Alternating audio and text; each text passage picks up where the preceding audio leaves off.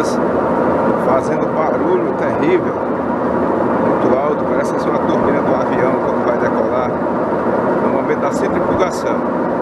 Isso aqui é uma Consumaré de 7,5 kg.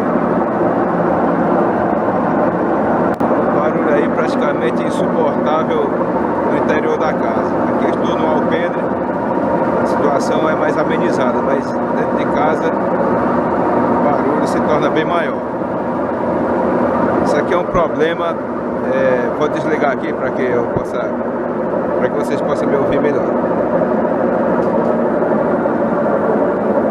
Deixa ela parar aí.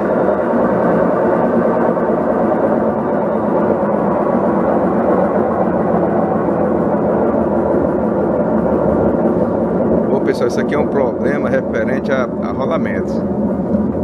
A máquina já está apresentando um vazamento. Às vezes você nem percebe o vazamento porque ele está na fase inicial. Mas a água do cesto ela passa por um retentor interno, chega ao primeiro rolamento. Ao atingir esse rolamento, ele vai ficar danificado, né? Vai enferrujar e vai acontecer esse problema que vocês estão percebendo aí. Então, a partir desse vídeo aqui, se a sua máquina está com esse problema, serve para essa máquina da Consumaré, ou qualquer outro modelo Consul ou Brastemp, ou qualquer outra máquina de lavar que utiliza esse sistema aqui, né, com esse cesto. Todas elas possuem um rolamento lá no tubo eixo, e quando ele está variado provoca esse barulho aí. Se você tem interesse em você próprio resolver o problema de sua lavadora, então acesse aí o meu canal e procure pelo vídeo Reforma Mecânica Lavadora Brastemp. Não tem o DA, é só Reforma Mecânica Lavadora Brastemp.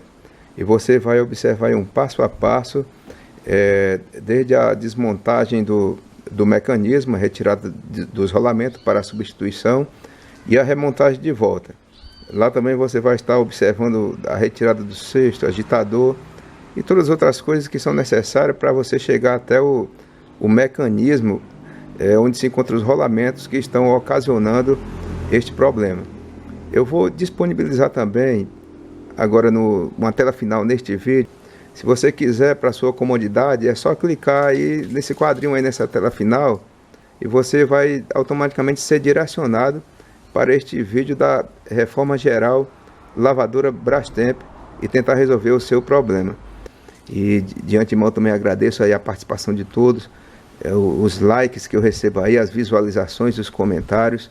Então eu só tenho a agradecer a vocês por estarem contribuindo, participando comigo para o crescimento, né, o engrandecimento desse canal. Então fiquem todos com Deus e abraço.